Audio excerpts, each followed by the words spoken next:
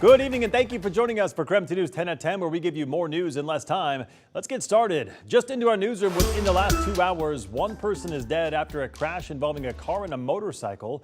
According to Washington State Patrol, 195 South is blocked 3 miles south of Colfax right now. Not much is known at this hour, but there are troopers and deputies with the Whitman County Sheriff's Office responding to the scene. This is a developing story. We will continue to bring you updates as soon as we learn them. A Spokane County corrections officer was given a different uniform today as he was booked into jail on felony charges. 32-year-old Drew Seifert is accused of having sex with an inmate. KREM 2's Kyle Simchuk is outside the jail tonight with more.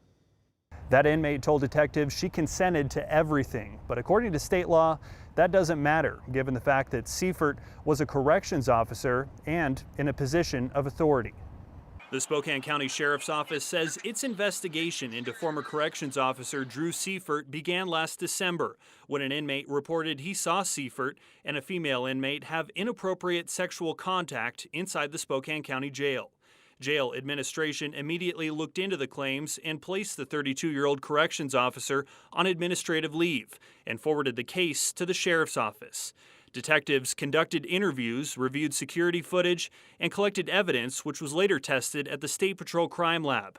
They also spoke with the female inmate involved, who initially denied any inappropriate contact with Seifert, but later admitted to the sexual contact. According to the Sheriff's Office, the inmate said everything was consensual. But despite that, Seifert was arrested, and here's why. According to Washington state law, it's illegal for a corrections employee to engage in sexual conduct with an inmate or anyone under correctional supervision. The law clearly states that consent of the victim is not a defense to a prosecution under this section. The crime was considered a Class C felony up until this year when state lawmakers increased the penalty to a Class B felony, which carries a maximum sentence of 10 years in prison. Seifert was arrested and booked into jail this morning, charged with 4 counts of custodial sexual misconduct in the first degree. Seifert remains locked up in jail tonight. He's expected to appear before a judge tomorrow afternoon. He declined our request for a jailhouse interview. In Spokane, Kyle Simchuk, KREM 2 News. The death penalty is off the table for the Kellogg man accused of killing 4 of his neighbors. The Shoshone County prosecutor filed notice that it will not seek the death penalty. In a statement, prosecutor Benjamin Allen said the decision came after careful consideration and discussion with the victim's family. Prosecutors say Major John Keller admitted to killing his 4 neighbors after he accused the oldest son in the family of lewd conduct in front of his young children. Keller faces life in prison if convicted. And tonight we are learning more about one of the women shot at the Gorge campground this weekend. Family and friends of Lily Luksich shared a photo of her in the hospital on a GoFundMe page. They say Lily was shot twice and has significant injuries to her foot, leg, pelvic bones, and internal injuries as well. According to court documents, Lily attended the Gorge concert with her boyfriend, the suspect, James Kelly. Investigators say that he shot her after she called 911 to report that he had a gun. Lily is still in the trauma ICU at Harborview Medical Center in Seattle.